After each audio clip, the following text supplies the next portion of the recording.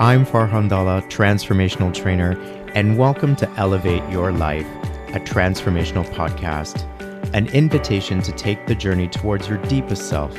It is my intention to inspire you to connect, move, and meditate. We'll tap in, tune in, and dive in, and together learn and reflect from authentic, real, and transformative conversations. Let's get started. On today's episode, we are having a conversation about Islam and grief relief. I'm hoping that we can provide you with lots of insightful information that can help you in your own personal journey, regardless of your background. And perhaps this is an invitation to simply learn more about Islam and grief. We all may have more in common than we think. I hope today's discussion highlights how we are more alike than we are in fact different, as well as provide you with tools to help you with grief. My guest today is Dr. Shiraz Ismail. Dr. Ismail is an active family physician since 1973. He has volunteered in several community organizations in various capacity and is an active Islamic educator. He started a bereavement support group called Share and Care for the Ismaili Muslim community about 25 years ago. To me, he is also known as Shiraz Uncle, a respected member of our family, and in fact, my mother's first cousin.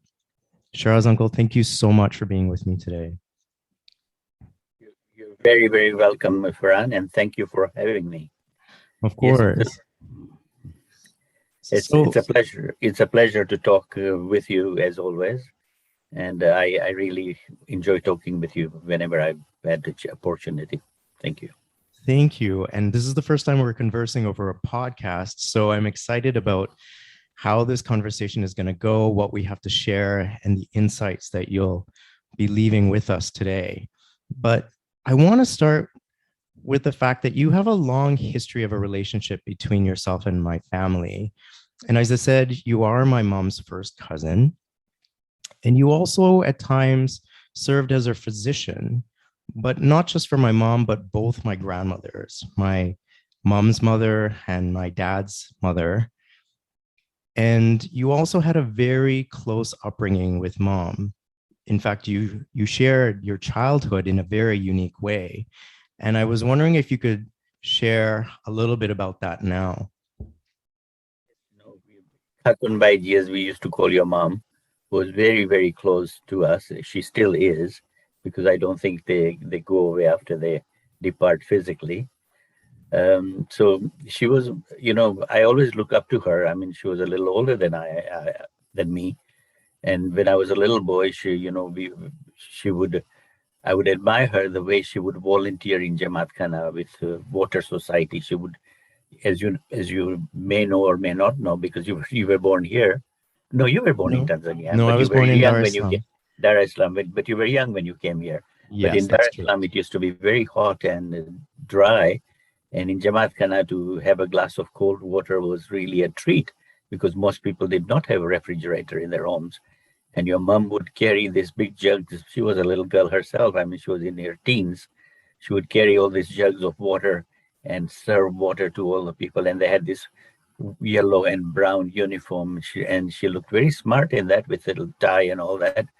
And the Water Society, as it was called. So it was very refreshing. And we learned that. And she was very regular going to the Jamaat Khana, the prayer hall. And it was a family tradition, because her dad, my uncle, Mamdali, was also a very regular Jamaat Khana, just as well my dad was. So it was a tradition to go to Jamaat Khana in the morning and in the evening. And I, being a little boy, of course, wouldn't go in the morning at 4 a.m. But your mom, my elder sisters, and your grandfather, that is Mamdali, they all went to Jamaat Khana in the morning. And then when I grew up, after the age of 13, of course, I started going in the morning as well. So there was a very close connection, and there was a lot of religiosity. Your mom was a very religious person. But apart from that, I had another connection with her. She and I had this interest in botany or in gardening. And your mom was an avid gardener, and she would always ask me for tips, because I did one of my study of field of study was botany. So I would give her tips on how to grow roses and how to hybrid roses and things like that. So we had long conversation, and every birthday on 20th of January, I would try and give her flowers because I know how much she enjoyed flowers. So we had a very good connection, and I still miss her. Every 20th of the month, I do think of her. In fact, just this 2 days ago, when it was 20th, I was thinking of Khatun Baiji and said a special prayer for her, as I always do. Thank you so much for sharing that.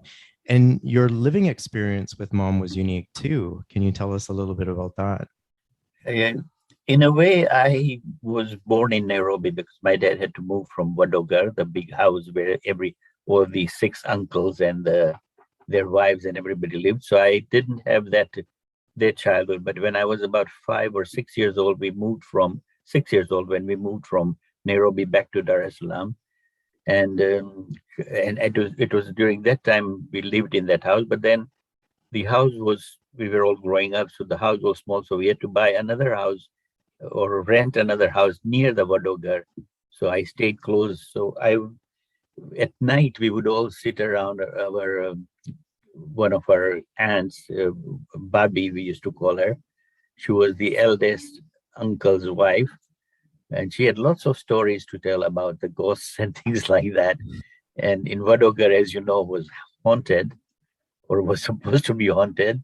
I've written several stories of these ghosts of Wadogar. Maybe I'll share them with you sometimes. Yeah, please. I'm definitely interested. Those are stories my mom never told me. I Yes, wasn't aware I of don't that. think she would have told you because they all used to be scared and listening to it. And so, when Bobby or our eldest aunt would be telling us all these ghost stories, I would be wide-eyed, and my younger brother Firoz would be wide-eyed listening to her.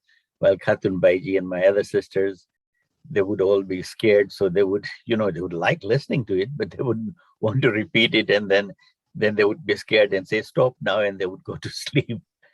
But those were very beautiful times. And there was a veranda where the fakirs in Dar es Salaam, or the poor people, would come, and the food that was left over, or the 1 cent, it was a little coin that we would all collect to give it. And your mom was part of that she would encourage us to collect money and give it to the poor people.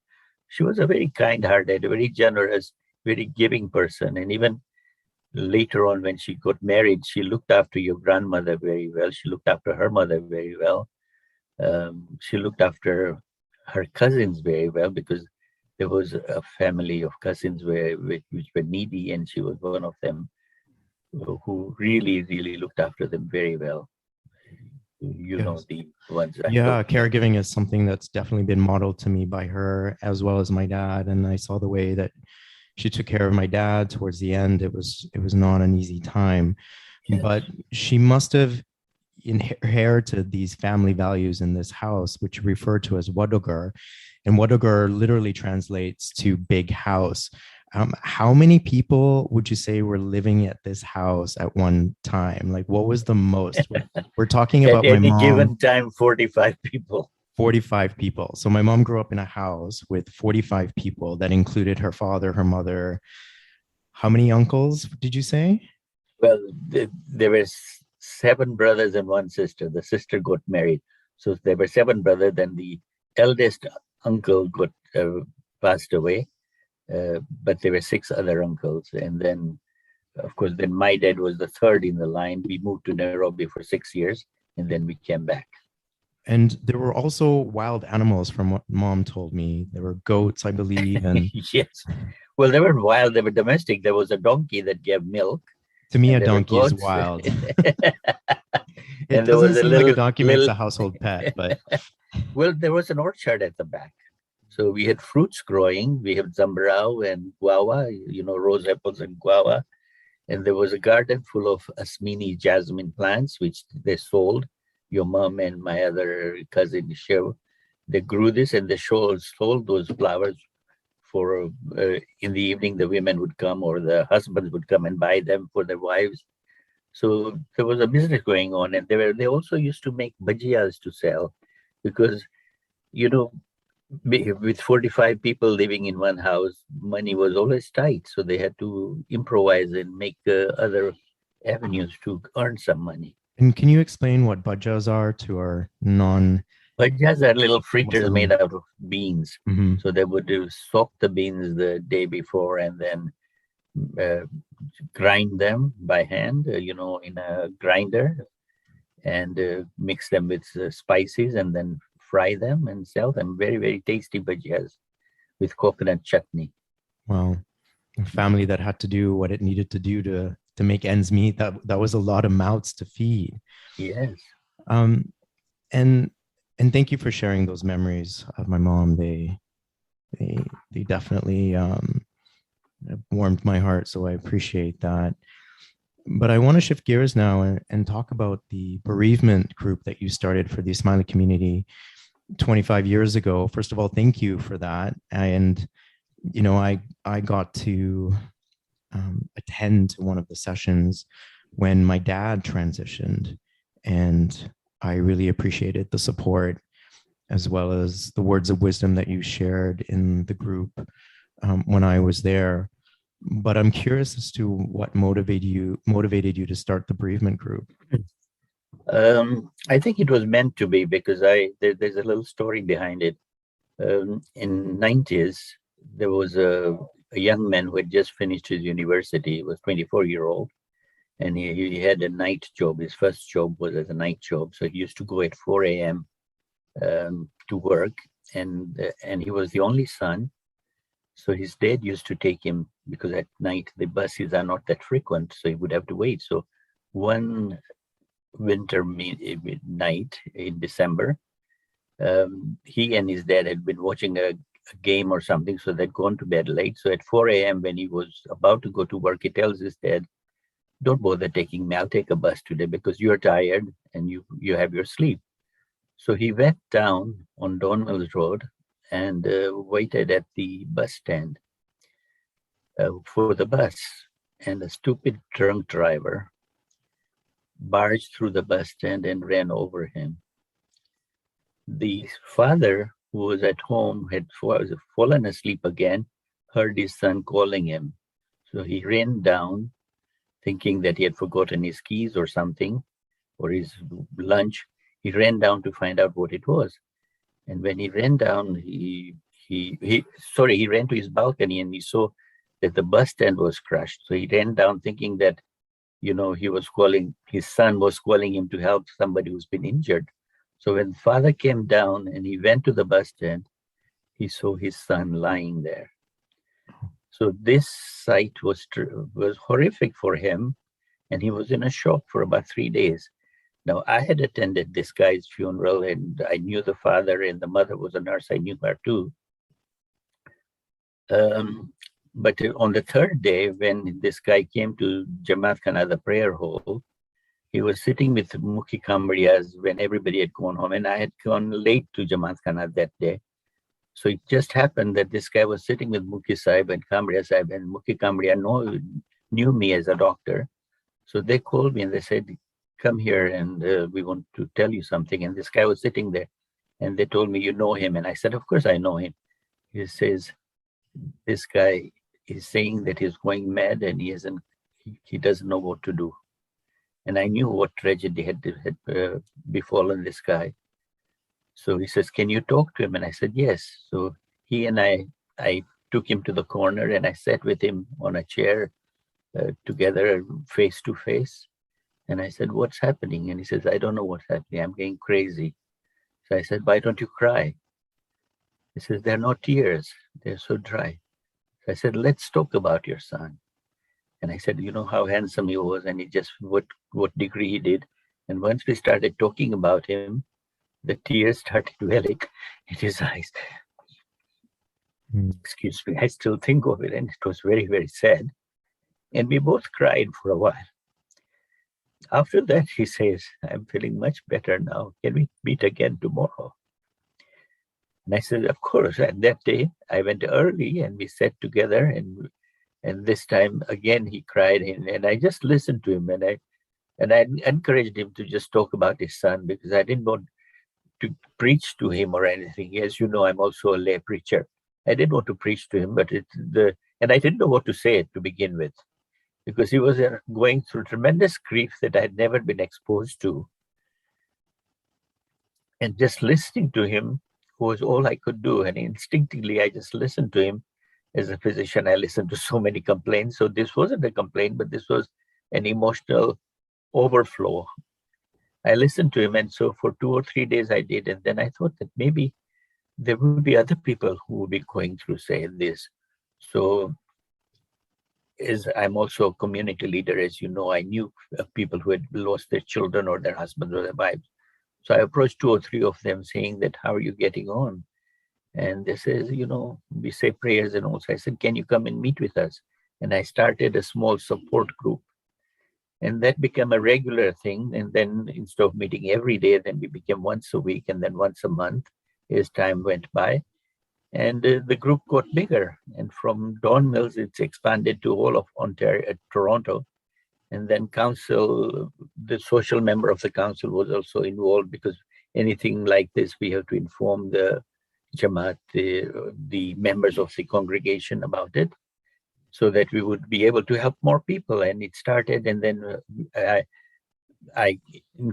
the committee grew bigger, and then we started incorporating psychiatrists and grief counselors, and we started training support group.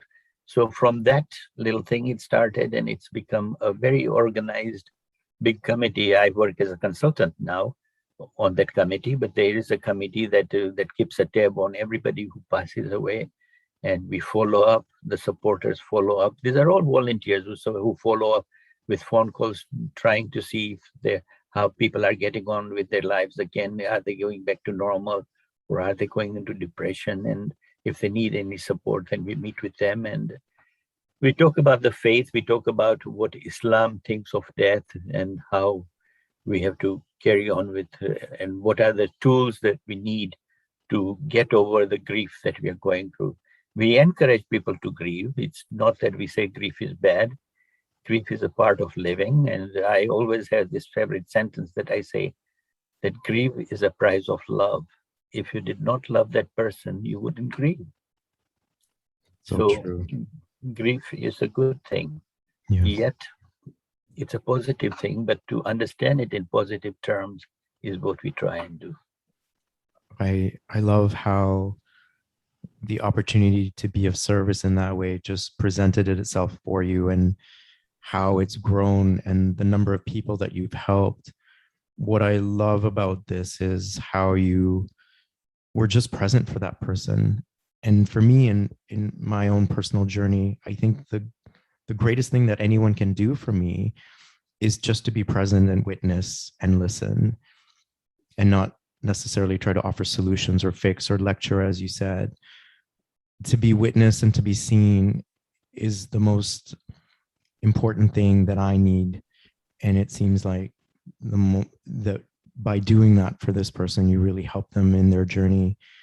And I know a lot of people have benefited through this committee, because from my own personal experience, even with mom's passing, I've been getting regular phone calls and check-ins.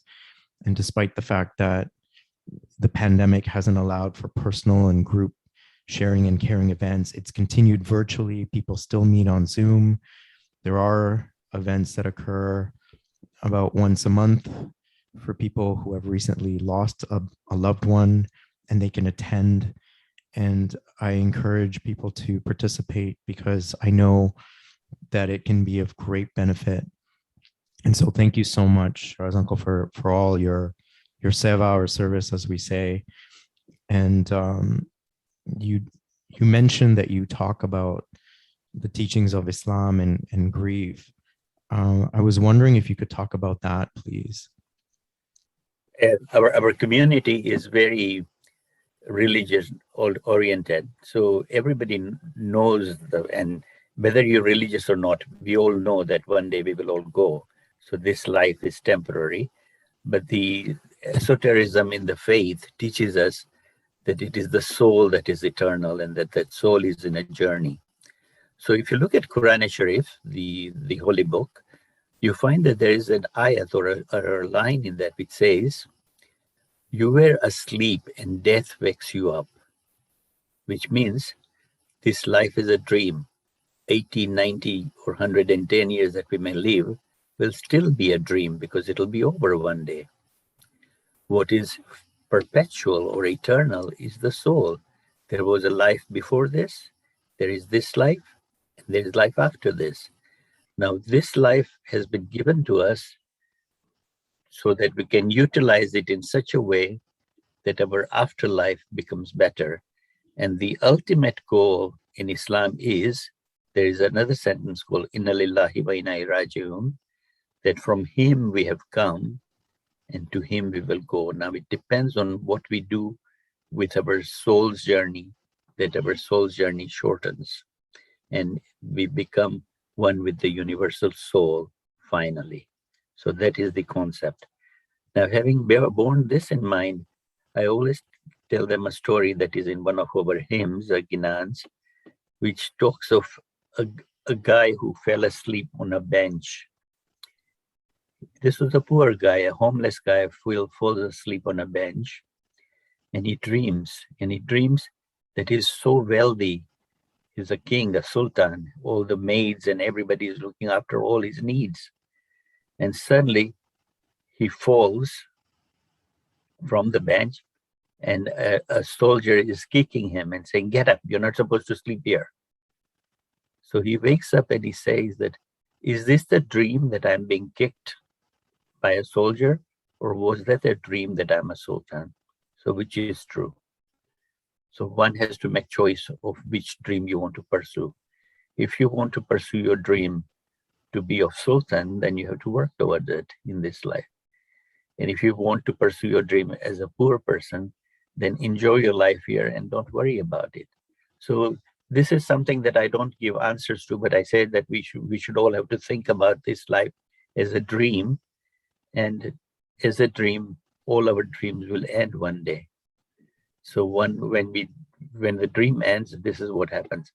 Now, for the bereaved people, those who are grieving, we say that, as I said, that I start with grief is a price of love. And if we did not grieve him, if we did not love him, we wouldn't grieve. So then what do we do now is the question. We miss them, we love them. We like to model our lives or take examples from prophets' lives to deal with our problems. Now, our beloved prophet also went through grief, because some historians say he had 3 sons who died in infancy. Some say he had 2 sons who died in infancy. But whatever it was, he lost his children, his 2 sons, and how he dealt with it is what the anecdote is about. So I relate this anecdote, which is historically documented, that when Islam was being given to people by our beloved prophet, at that time, there was a couple. The wife had heard the khutbah or the teachings of prophet, and she had accepted Islam. The husband was still an idol worshipper, but the wife was so convinced about oneness of God or unique God that she kept nagging her husband every day that, why don't you start believing in one God instead of all these idols?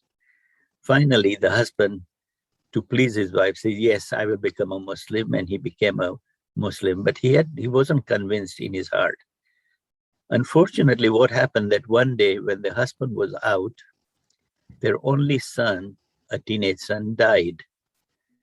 Now the wife realized that the husband, when he comes home, will be mad because he will think that the idols had cursed him, and that's why they lost their son. So she devised a plan. She sat outside her house and waited for her husband to return. When the husband was coming back, she started beating her chest and pulling her hair and crying loudly. The husband came running. She says, what happened? Why are you crying like this? She says, our neighbor. So the husband says, why? What happened? Did she come and hit you? She says, no. She says, what happened then? He says, you know, the pot we had borrowed when we had the party the other day from her to cook in because we didn't have a big enough pot? He says, yes. He says, she came and she took it back. So the husband says, is that what happened? He says, yeah. She said, why are you crying? She took the pot back. So the husband said, but it was her pot. She says, I shouldn't cry. He says, of course not. It was her pot. Why are you crying? So she says, okay, in that case, she made her husband sit down and says, Allah subhanahu wa ta'ala had given us a son and he's taken him back. So the husband got livid. He says, what kind of mother are you? You're telling me my son is dead and I shouldn't cry? I'm going to the Prophet and I'm going to fight with him because I don't want this Islam. So he left her wife in a rage and ran to the masjid, to the mosque, to see if he could fight with our beloved Prophet. As he entered the door of the mosque, he saw our Prophet getting up from prostration, and our beloved Prophet was crying. When he saw beloved Prophet crying, his anger mellowed, and before he could say anything, Prophet tells him that Allah subhanahu wa ta'ala has just relayed to me that he showered special blessings on your home because your wife has understood the essence of Islam. When he heard this, the man started to cry, and Prophet cried with him, and he knew that Prophet knew what had happened to him. So he said, what do I do? I'm grieving. So Prophet says, yes, I'm also a father and I understand, but we have to thank God for having given us this time with this person we loved. If we hadn't become father, we wouldn't have known what was it to have love like a father. So to have a mother, to lose a mother or a father or a son or a daughter or a brother or a sister, anybody or a friend, we have to thank God for the time he gave us with him or her. Had we not had that soul connection, we wouldn't have at that time. So we thank God. And that is why in Islam, when we meet each other who is grieving, we say shukr. Shukr means we are saying, thank God for giving us time with the departed soul. Otherwise, our life would have been that much emptier. So once we talk in those terms and try to relate to people that we all go through this, and we never belittle anybody's grief because everybody grieves in their own manner. And in this share and care, we start with different stages of grief, and we say that we may or we may not go through all these stages, and we may not go in the sequence that Elizabeth Kubler-Ross has described, but whatever it is, we take it as a part of life, and at the end of the day, it is our faith, our prayers that helps us get back to normality. The other aspect of the grieving is also thinking of the departed soul and how we can connect. So prayers, of course, helps us connect in the spiritual world. We believe that the soul is in the spiritual world now, and the only way to connect is through prayers. So we say special prayers according to Islam for the departed. And these prayers brings us solace and peace. And most people in the congregation do ascribe to that, and they come back saying that by saying this prayer, we are feeling more calm. We cannot forget them, and we never encourage people to forget. So we say that's fine, as long as you feel calm and you can get back to your normal life. That is what the departed would want, and that is what your life is all about. That to go back living the way, in whatever circumstance, Allah subhanahu wa ta'ala wants you to be. I love that. I love the prayer piece because from my experience, the prayers is a way in which I can support our departed loved ones through prayer, but they also help me when I need to feel a sense of peace, when I'm missing them and when I'm struggling and going through the difficulties. And one of the things that I noticed is I often get asked, how long has it been since your father passed away? Or how long has it been since your mom passed away? And so much of our focus is often on the time that we we've lost with them. But what I love, what you're saying is that we should be grateful for the time that we actually had with them. And so for me, I choose to focus on not the times that I've lost with my parents, but the time that I actually got to share with them, because that's really what's most important. And the truth is, as you said at the beginning, is that no one actually really dies. And so we can't really count the days or the months or the years since somebody has actually passed, because they've never actually left us. And so that time for me doesn't actually even exist. Stepping into the new relationship is a transition in so many ways. There's layers and complexities. You talked about the stages of grief, and that's part of the experience of that transition. But that connection to that new relationship is something I'm in the process of with my mom. Can you talk about how we could get through that transition? What are some of Islam's coping strategies to help us? That's a very good question, and I think you're already doing it without knowing. But there is a proverb in Swahili, the language of East Africa, where it says, "You're only dead when you stop talking about the person is only dead when you stop talking about that person." So as long as you talk about that person, he's still alive and around with you. And as you and I believe that people never dies, the soul is always around us. So when we pray, we feel the presence of the person, people who have departed. We feel their presence with the universal soul. So that all helps. But one way, one of the tools that we talk about in Share and Care and in my experience that helps is to look at people and say that one of the things to do is to revive the memory of the departed in many ways. One, for example, to create an album with all the pictures and write the captions and think of the happy times. Now, why happy times? Because I always give this example, and it's a funny example, but people realize that if you fall in a crowd, in a mall or somewhere, what is your instinct? You get up and you start laughing, though you're in pain. So laughter decreases the pain that you're going through. So one of the tools when you're grieving is to laugh loudly like a mad person.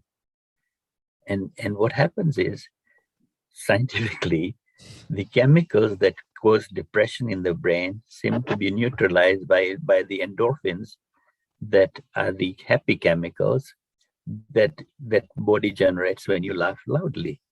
So the pain feels less. So there's a scientific reason for it. And there's an instinct of laughing when you're in pain.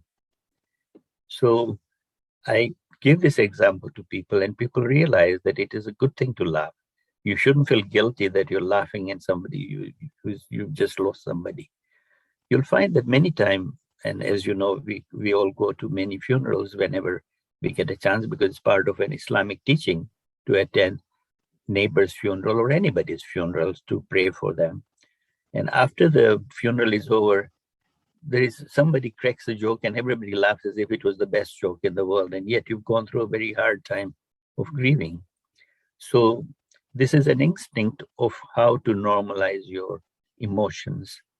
And so in the tools that we suggest is, one, to prepare memory book or to revive the memory, either is an album or to start a foundation or to start a support group. Number two is to laugh and to look after your own sleep hygiene, your body needs and things like that. And you being a fitness instructor, you know how exercising creates endorphins and how happy it makes a person. So exercising regularly. The third thing that I encourage people, or we encourage people in Care and Share to do, is to create something that help. For example, if your mother was a giving person and serving and helping other people, I'm pretty sure you're doing the same. And when you're doing it, you feel that your mother is helping you doing it. So we tell the people who are grieving that get into a hobby or into a work that the departed was doing, and you will find that special help that you need in in that occupation or purpose, and it will help you. So there are things like this that we try and uh, tailor it to the person who's grieving, because everybody has different needs, and everybody who's lost their departed has had a different life. So it also it comes with talking with them, listening to them, and then trying to suggest different tools of um, coping with the grief. These were just the general tools that I described. Yeah, and all the tools that you've mentioned, I can relate to and have been practicing. Um, Exercises, as you know, is an important part of my life, and I've channeled so much of the energy of feeling loss and sadness and all the emotions that one can go through at a time like this. And I channel a lot of that into my workouts, and also finding ways in which that I could be of service, including making donations to certain charities that mom and dad supported throughout their lives, and continuing by supporting them and carrying on with mom and dad's legacies that way, and finding other rituals that I can create.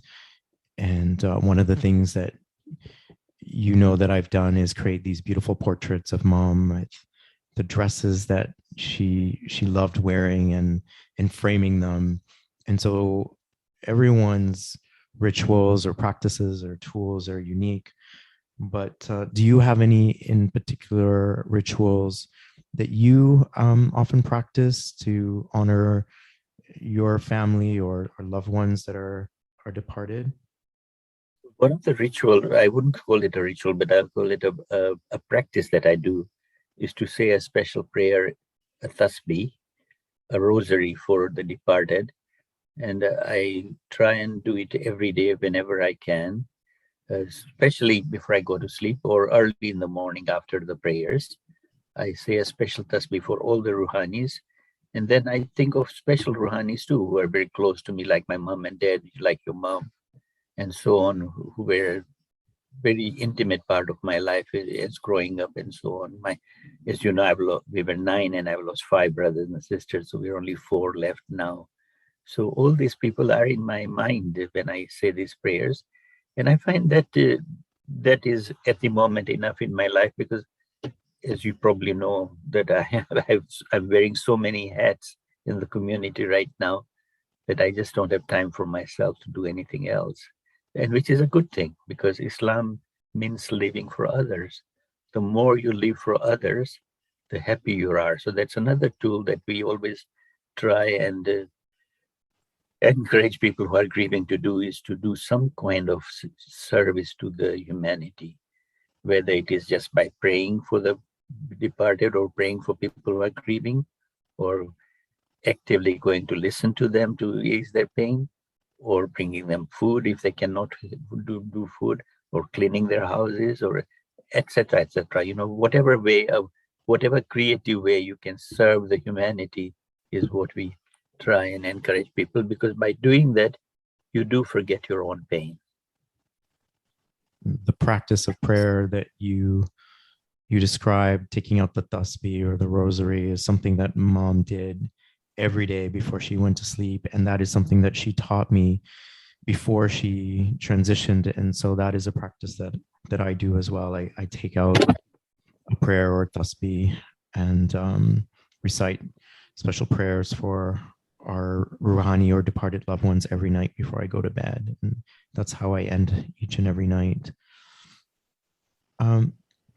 I wanted to also maybe touch upon some of your personal experiences with grief. If there's anything that you want to share in regards to your experiences with grief, if there's anything that you're grieving about at this particular time or you have in the past, and what has that been like for you, especially at this time in our world?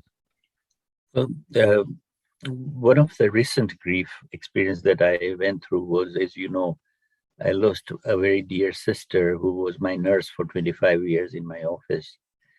And she was a very dedicated person in her profession and in the faith and all that.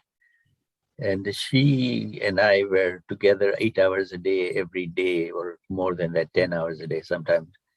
very efficient. She used to do 4 people's job, because after she passed away, I employed 4 people to cover up for what work she was doing. I hadn't realized that she was killing herself working for me. I underpaid her tremendously, unfortunately. Anyway, what happened was that after she died, I was really missing her.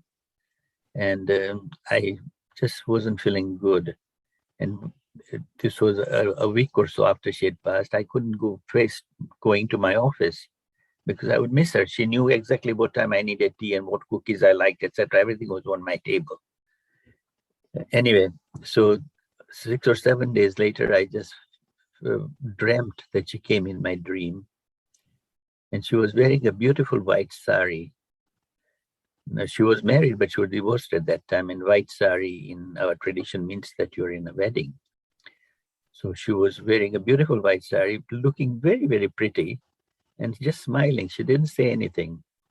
So I woke up feeling better that she was trying to tell me that she was at peace and I shouldn't grieve anymore. And I just didn't think about it. 2 or 3 days later, I had some friends who lived in Toronto and had moved to Timmins, and they were her friends too. And she used to go and visit them, and I'd gone to visit them too. So whenever they had a major medical problem, they would come down to Toronto to see me as their physician. So this time, this lady, her other 2 friends, and her husband, they all 4 of them came. Now they had to come primarily also to give me condolence because they had found out that Maron had passed away, my nurse. So they came and they brought a picture with them. Now Maron, or my sister, never wore sari. She was brought up in East Africa where she wore short dresses. She went to England to become a nurse. She studied in England, and from England she came to Canada. So she wasn't orientated with the Indian culture so much in wearing saris and things like that. So to see her in white sari was a surprise for me too in my dream. Anyway, these 4 people from Timmins came, and they gave their condolences to me. And after we'd finished for medical problems that come, they said, we brought a present for you, and they gave me a picture. And they gave me a picture of Maroon in green sari. And I said, oh, she's in sari. She said, yes, when she had come to Timmins, she had helped us, she had shown us how to wear sari. And that is how we took this picture. And I realized that Maroon did wear saris sometimes that I didn't know about. And she had come to tell me that not to worry at all. And after that, I didn't feel, I of course remember her and I think of her, but I don't feel the pain that I used to feel. So I really feel that the departed can come in your dream and tell you what to do, but they only come when you're ready for them, or they have a message for you, or they just come around you and give you peace. They don't have to come in your dreams, but they do communicate with you in many, many ways as your guardian angel, or as somebody who gives you advice, or you can hear their voice, or they can talk to you in your sleep, etc. So these things happen, and I think those things are personal. People don't like talking about it, and rightly so, because it's between you and the departed only. Thank you so much for sharing that. I do remember Maron Auntie quite fondly when I used to bring mom or my grandmother to see you, and she always greeted us with her warmth and always made us feel comfortable, because sometimes when you go into a doctor's office, it can feel a little cold, but Maron Auntie always was there, and we really appreciated all the help that she provided us and our family.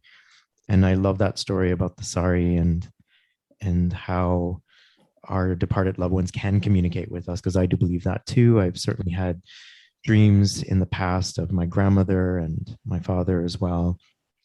And so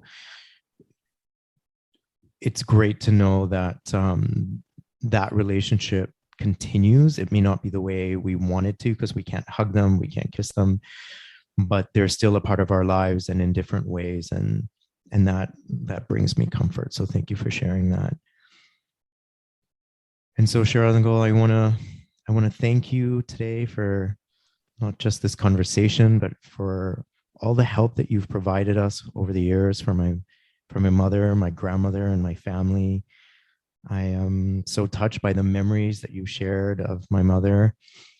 And I want to thank you for always sharing your knowledge and your wisdom, not just with our family, but here today on this podcast. And I can't thank you enough for taking the time to speak with me and providing me with all this information that you've shared with us. Hoping that our listeners have gotten some insight if anyone is struggling with grief. And perhaps this has also helped you broaden your knowledge about Islam, especially in regards to grief. Thank you so much, Shiraz Uncle.